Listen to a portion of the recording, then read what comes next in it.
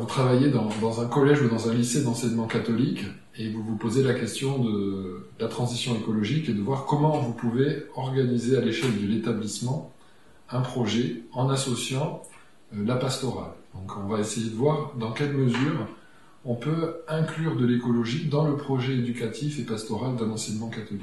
Alors l'objectif de cet exposé, c'est pour vous donner envie d'agir, de susciter une envie d'agir à l'échelle de l'établissement, donc vraiment un mouvement qui soit collectif, et en même temps de réfléchir au contenu de votre projet éducatif et pastoral, et de voir éventuellement comment vous pourriez l'améliorer pour inclure davantage la transition écologique. On va évoquer plusieurs contenus, plusieurs pistes pour vous donner des idées. La première, évidemment, comme on est dans une référence catholique, c'est d'intégrer quelque chose de la fameuse encyclique Laudato Si du pape François, qui date de 2015, mais qui est tout à fait d'actualité. Alors quand on est un chef d'établissement, un adjoint pastoral ou un prêtre référent, on ne connaît pas forcément par cœur ce document de la pensée sociale de l'Église qui a fait date, qui est vraiment très important et qui a été écrit dans un langage complètement accessible pour des publics non chrétiens. C'est d'ailleurs pour cette raison que cette encyclique a été lue bien en dehors de l'Église et elle a suscité beaucoup de réactions. Le pape François l'a signé, mais en fait c'est un peu un aboutissement d'une pensée catholique qui se cherchait au moins depuis les années 60. Et donc l'année 2015 a été une année très marquante puisqu'elle a marqué vraiment d'une pierre particulière cet enjeu de la transition écologique au sein de l'Église. Alors ce que je vous propose en fait, parce que vous n'avez peut-être pas le temps de la lire complètement en entier, c'est de vous la résumer en une phrase. Vis une vie simple et sobre, tu pourras alors vivre l'essentiel, la relation aux autres, à la création et à Dieu. Il y a 3 mots très importants que le pape François utilise dans cette lettre, la simplicité, la sobriété et la relation. Alors cette phrase n'existe pas en tant que telle dans l'encyclique, c'est moi qui l'ai composée, mais à partir de 3 articles de l'encyclique. Alors quand on parle de création, c'est un mot qui est facile à comprendre dans un milieu chrétien, mais qui l'est peut-être beaucoup moins dans un milieu profane. On peut remplacer ce mot par créature, nature, terre, écosystème, vivant non humain.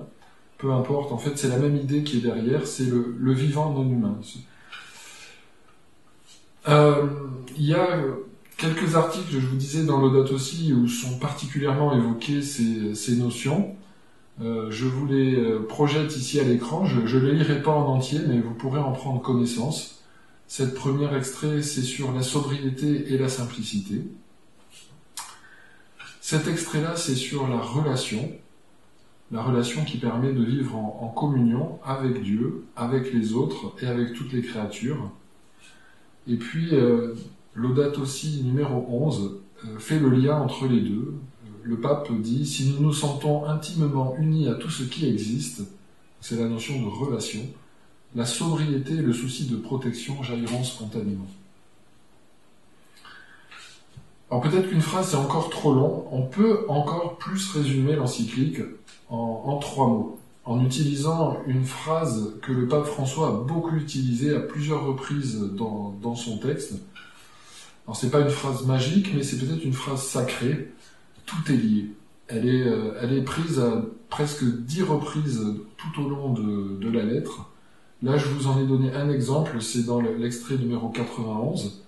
Tout est lié, il faut une préoccupation pour l'environnement, unie à un amour sincère envers les êtres humains, et à un engagement constant pour les problèmes de la société. Donc pour les jeunes à qui nous nous adressons dans l'enseignement catholique, c'est une phrase programme. Et pour nous qui travaillons dans l'enseignement catholique, qui avons une mission d'éducation, on va voir qu'on peut s'appuyer réellement sur ce tout est lié pour organiser au sein de nos établissements un projet de transition écologique. Alors, une phrase, 3 mots, on peut même aller encore plus dans la sobriété pour résumer cette encyclique. On peut peut-être décrire Laudato Si en un mot. Alors, ce mot, c'est pas forcément celui qu'on attend, il est en 4 lettres, mais c'est pas Dieu. En fait, ce mot, c'est la joie. Et c'est ce qui fait un peu l'originalité de l'approche chrétienne par rapport aux questions d'écologie. Vous voyez, ça peut être un petit peu étonnant, mais le pape François dit « Le monde est plus qu'un problème à résoudre, il est un mystère joyeux que nous contemplons dans la joie et la louange. » Et il écrit aussi à la fin de l'encyclique « Que nos luttes et notre préoccupation pour notre planète ne nous enlèvent pas la joie de l'espérance. » Il y a cette notion de joie et d'espérance qui mériteront d'être un petit peu expliquées. Comment est-ce qu'on peut s'intéresser à l'écologie en étant joyeux et espérant? Ça paraît un petit peu contradictoire parce qu'on sait que les problèmes sont très graves. Et pourtant, c'est bien l'originalité de l'approche chrétienne. Et c'est ça que nous devons arriver à traduire, à faire passer dans nos établissements quand nous allons évoquer cette question de la transition écologique.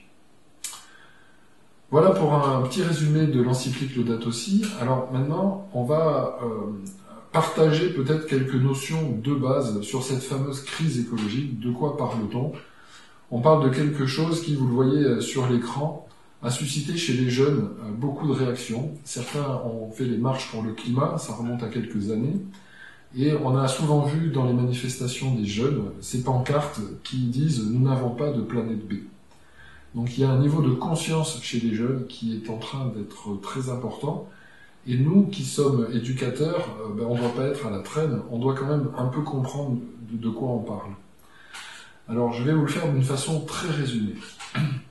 À mon avis, si on a envie de répondre aux enjeux écologiques planétaires, il y a 3 enjeux à considérer, 3 crises qui s'imbriquent, et elles ont une origine commune.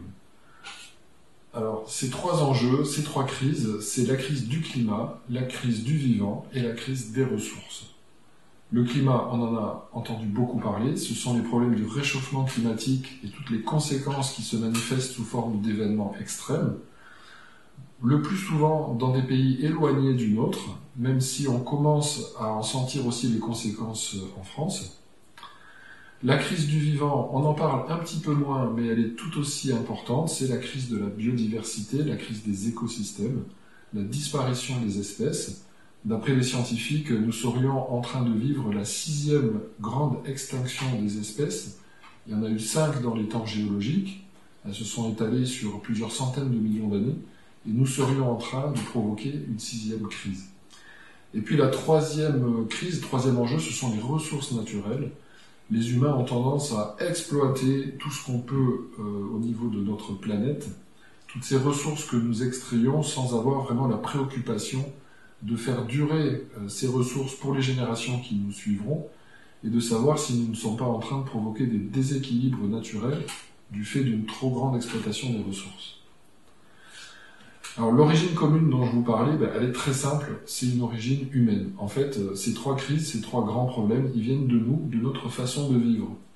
Alors c'est à la fois simple mais compliqué, parce que c'est pas très évident d'accepter l'idée que nous allons devoir changer notre façon de vivre, mais pourtant c'est aussi simple que ça, il faut qu'on change nos activités si on veut résoudre ces 3 crises. Et il va falloir le faire très vite. Donc les jeunes en ont pris conscience et nous les aiderons à faire face à ces défis, mais on ne va pas les aider seulement en leur disant ce qu'ils doivent faire, nous aussi on doit prendre notre part. Alors une fois qu'on a compris qu'il y a ces 3 crises, il y a 2 grandes attitudes qu'on peut avoir. La première attitude, c'est l'anxiété. On en a beaucoup parlé, en particulier chez les jeunes, on parle d'éco-anxiété, c'est-à-dire une anxiété qui est causée par la prise de conscience de ces problèmes écologiques et la difficulté à imaginer des solutions. Certaines études récentes ont montré que dans les générations de jeunes, on aurait jusqu'à 70% des jeunes qui seraient d'une façon ou d'une autre victimes de cette anxiété. Comment est-ce qu'elle peut se manifester?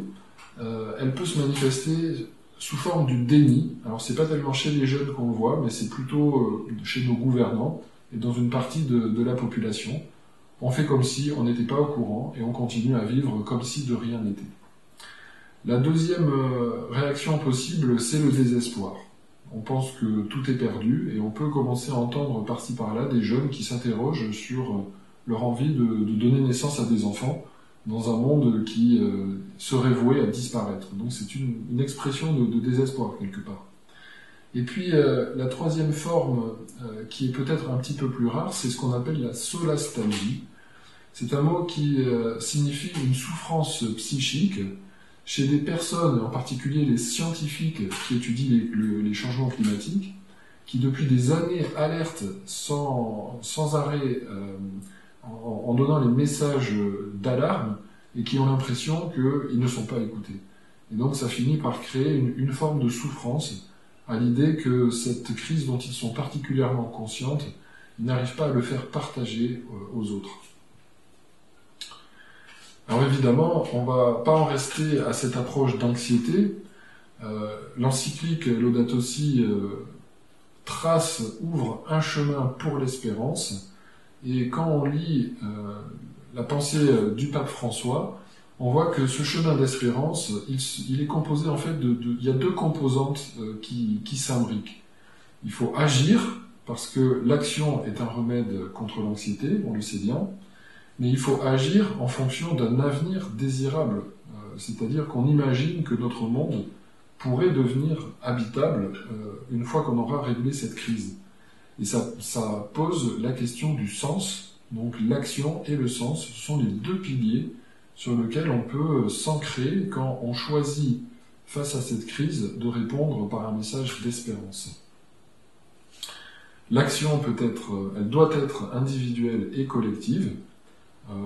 On dit communément que les réponses individuelles à la crise climatique vont dépendre à un quart de nos actions à nous, ce qui est déjà pas mal, mais surtout à 3/4 d'actions collectives qui doivent être décidées au niveau de communautés humaines, à l'échelle d'un pays ou même au-delà. Et quant au sens, on n'est pas forcément ancré dans un sens qui s'ancre dans le religieux, c'est plus largement en fait la motivation, le récit qu'on a envie de donner pour finalement dessiner les contours du monde dans lequel on aimerait vivre. Donc dans l'enseignement catholique, dans nos établissements, la question finalement ça va être de savoir comment on pourra incarner à la fois l'action et le sens à l'échelle d'un établissement. Et c'est là que c'est intéressant que dans cette réflexion, le chef d'établissement ne soit pas tout seul, l'équipe de direction non plus, mais qu'on réussisse à embarquer finalement l'ensemble de la communauté éducative et également les jeunes, évidemment. Donc il n'y aura pas forcément une solution unique.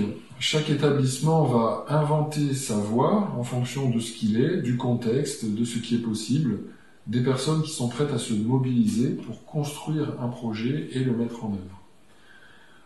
En principe, dans nos établissements, nous allons pouvoir nous appuyer sur la spiritualité du christianisme, puisque c'est ce qui fait partie de notre caractère propre, et c'est une source de sens qui est puissante, même si dans notre génération, beaucoup s'en détournent, et dans notre pays aussi.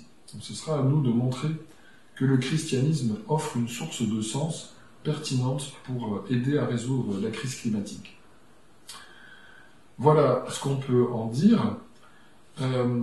Il existe des outils de sensibilisation qui permettent d'aller un petit peu plus loin que ce que je viens de présenter pour prendre conscience des enjeux, climat, vivant, ressources.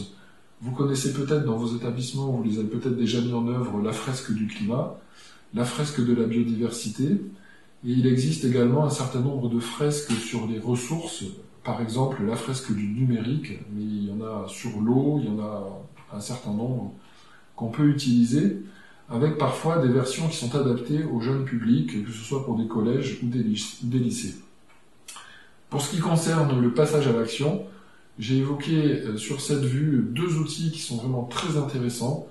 Inventons nos vies bas carbone, qui est un excellent outil de sensibilisation pour les ados, et l'atelier d'automne, qui est plutôt intéressant pour des communautés d'adultes, qui peut être proposé par exemple aux professeurs ou aux équipes de direction.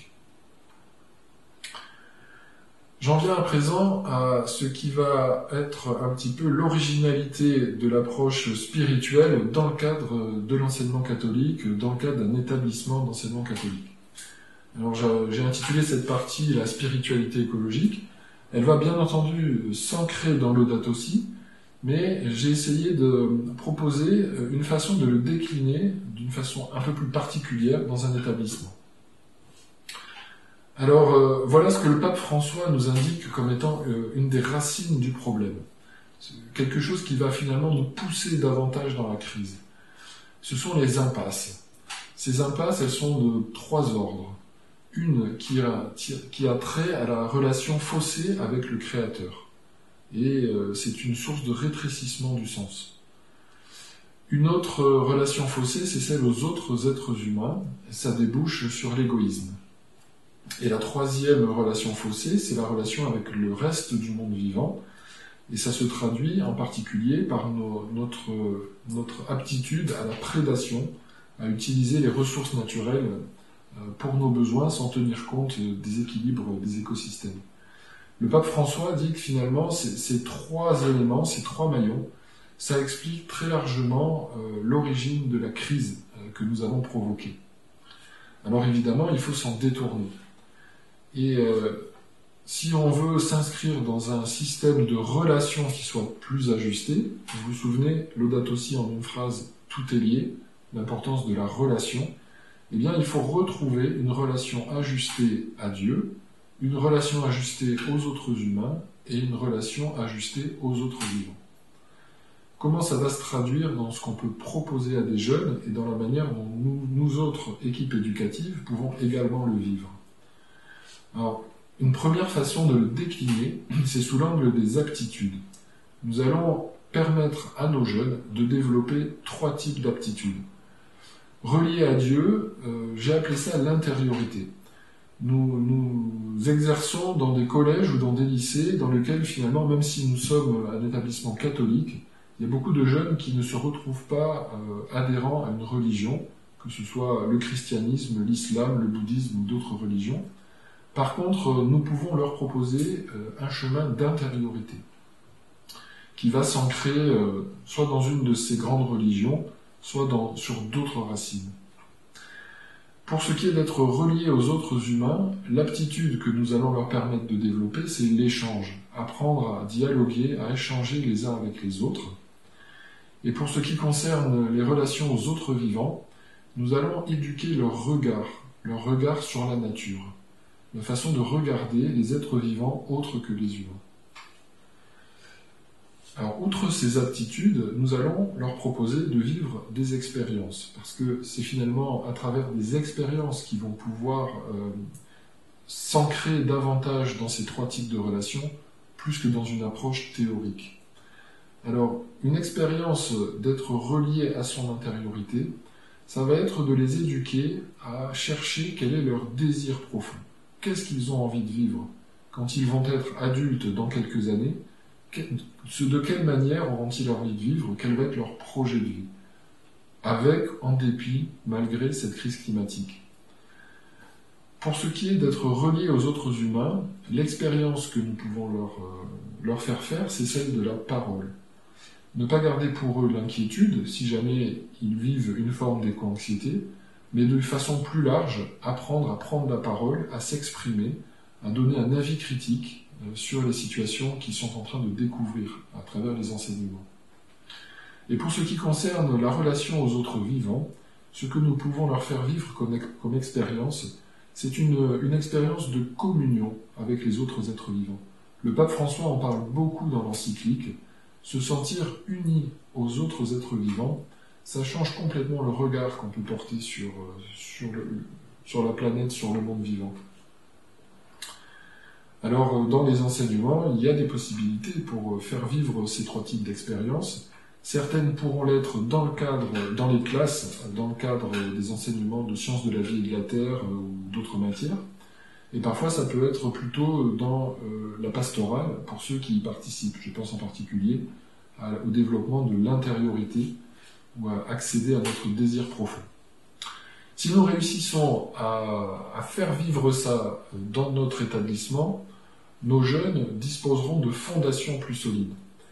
Au niveau de l'intériorité, du désir profond, ils seront capables de se décentrer et de considérer leur existence dans une approche plus large que leurs simples besoins matériels à eux. C'est quand même très important si on réussit à créer cette fondation. Pour ce qui concerne la relation aux autres humains, la fondation que nous pouvons leur aider à fonder, c'est la fraternité.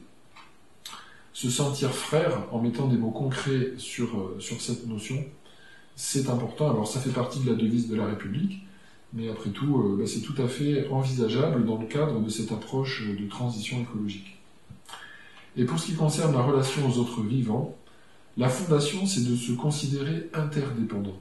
C'est de cesser, pour les humains, de considérer que la nature n'est qu'un gisement de ressources pour nos propres besoins, mais de changer de regard, de considérer que nous faisons partie, nous aussi, de la nature, et que nous, en tant qu'êtres vivants, nous sommes dépendants des autres êtres vivants. C'est une petite révolution. Si on peut démarrer une vie d'adulte en ayant cette conviction bien ancrée, je pense que ça permettra de prendre la crise écologique d'une toute autre façon. Alors, allons maintenant encore un petit peu plus loin et essayons de voir comment cette approche de Laudato Si à travers ces 3 piliers relationnels pourrait s'ancrer dans des objectifs pastoraux à l'échelle d'un établissement d'enseignement catholique. Alors, si on reprend cette trilogie, reliée à Dieu, même pour ceux qui ne croient pas en Dieu, pour ceux qui ne fréquentent pas le catéchisme, c'est vrai que dans un établissement, on sait bien qu'il n'y a que quelques pourcents des élèves qui suivent le catéchisme.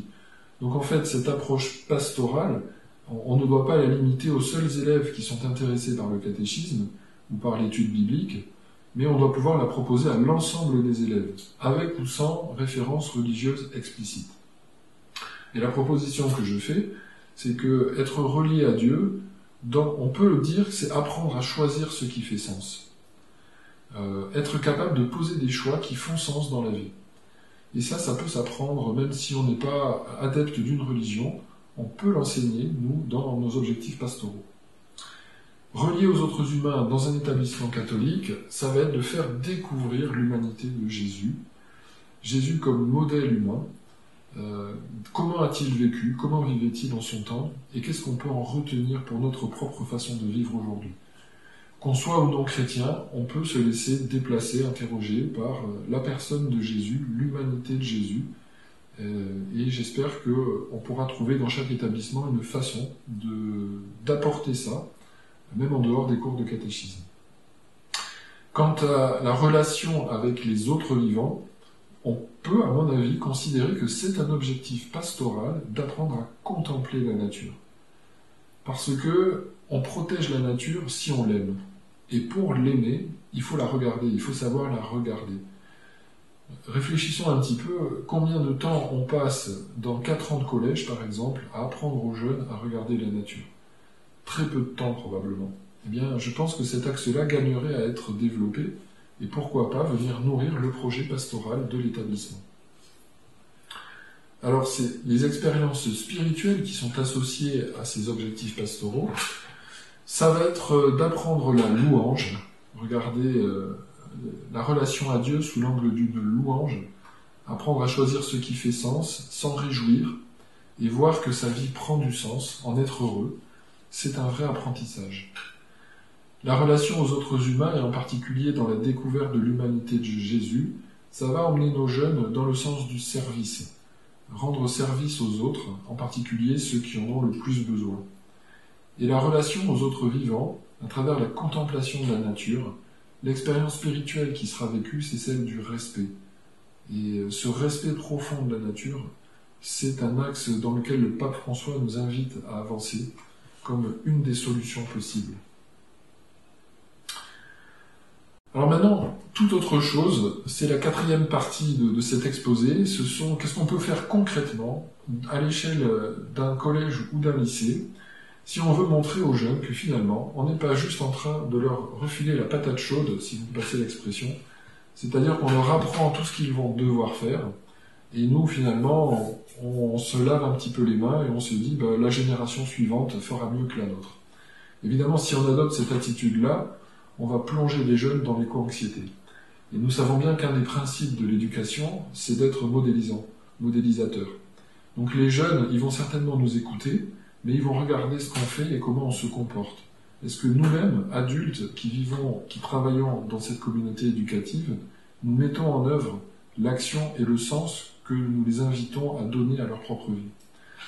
Alors, dans un collège ou dans un lycée, il y a 2 axes qu'on peut travailler dès à présent, avec un cadre législatif français qui d'ailleurs nous impose un certain nombre de résultats. Le premier dont je vais parler, c'est l'alimentation. On sait que l'alimentation, ça représente 1/3 des émissions de gaz à effet de serre. Donc les choix que nous faisons en matière alimentaire ont une influence considérable sur la solution de la crise écologique. En France, depuis 2018, il y a une loi qui s'appelle Egalim, qui a été complétée en 2021 par la loi Climat et Résilience, qui fixe des objectifs pour l'ensemble des restaurations collectives, et en particulier les cantines scolaires. Au 1er janvier 2024, c'est-à-dire demain, tous les établissements scolaires qui servent plus de 200 repas par jour sont tenus de proposer des produits de qualité et durables. Alors ça peut être soit en régie si l'établissement fait la cuisine en régie, soit ce sont des obligations qui incombent à la société de restauration quand il y a un marché qui est sous-traité. On doit servir en valeur, sur une année, plus de 50% de produits de qualité ou durables, dont 20% de bio. Et les viandes et les poissons doivent être aussi de qualité et durable. Alors ces adjectifs correspondent à des définitions qui ont été précisées par le législateur. En particulier, quand on parle de signes de qualité, il y a une série de labels officiels qui permettent de calculer ce ratio de 50% en valeur. Je le projette ici à l'écran, je ne les commente pas. Le bio, évidemment, en fait partie, mais il y en a d'autres. De la même façon, cette loi sur l'alimentation impose que, à partir du 1er janvier 2024, les protéines qui seront servies dans les repas des cantines scolaires ne soient plus uniquement d'origine animale. Elles doivent pouvoir être aussi d'origine végétale, c'est ce qu'on appelle le végétarien, par opposition aux menus carnés, c'est-à-dire des menus qui servent de la chair animale, viande ou poisson. Vous voyez que c'est une petite révolution, parce que c'est absolument pas ce qu'on fait dans les cantines aujourd'hui. Au mieux, aujourd'hui, en respectant la loi, on propose une fois par semaine une alternative végétarienne. Donc ça, c'est une petite révolution. Il va falloir embarquer les parents, la communauté éducative. Je pense que les jeunes seront les plus faciles à embarquer, parce qu'ils ont déjà commencé à prendre conscience des enjeux. Et c'est peut-être du côté des parents ou des adultes de la communauté que ça sera le plus dur, c'est à faire changer. Donc à voir dans chaque établissement comment on va pouvoir réussir cette transition alimentaire.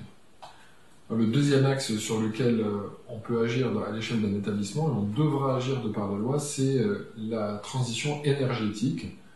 La loi de 2015 sur l'énergie a demandé que dans tous les établissements tertiaires, et c'est le cas pour l'enseignement, les établissements d'enseignement, la consommation d'énergie soit réduite de 40% d'ici à 2030 par rapport à la décennie de référence 2010. C'est 40% en 2030, moins 50% en 2040 et moins 60% en 2050.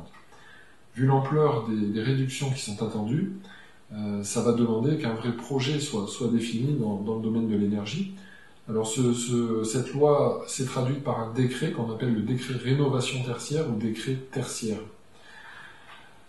Alors comment organiser une réponse de transition énergétique sur un établissement scolaire? J'ai utilisé ici le référentiel de l'association Négawatt, mais on pourra en utiliser un autre. Ça revient de près ou de loin à peu près au même.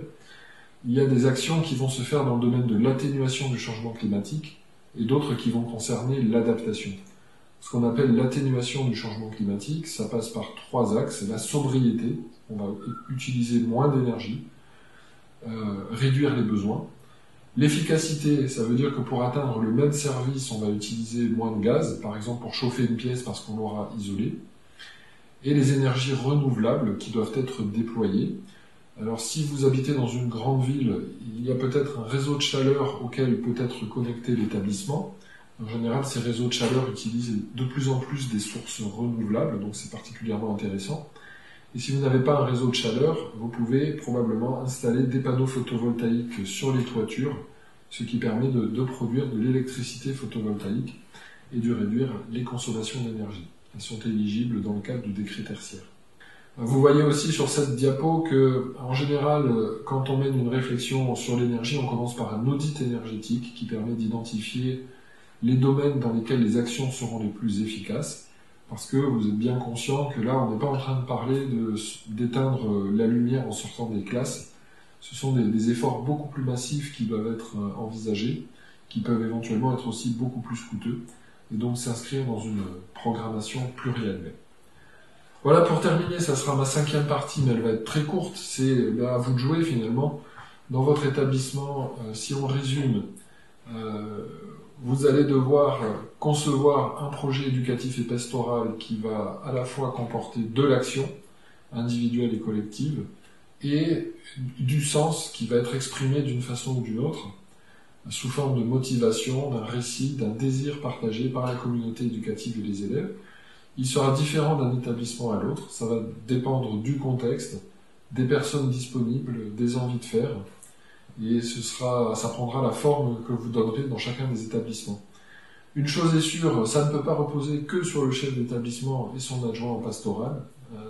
Très clairement, il faudra embarquer une bonne partie de la communauté éducative, peut-être l'OGEC, évidemment les élèves, peut-être même que vous déciderez de les mettre au centre du dispositif. Ils ont une sensibilité très forte à ces questions d'écologie.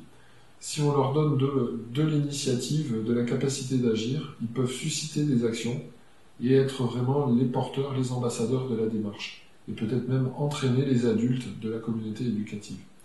Donc à vous de jouer dans votre établissement. Maintenant, vous avez toutes les cartes.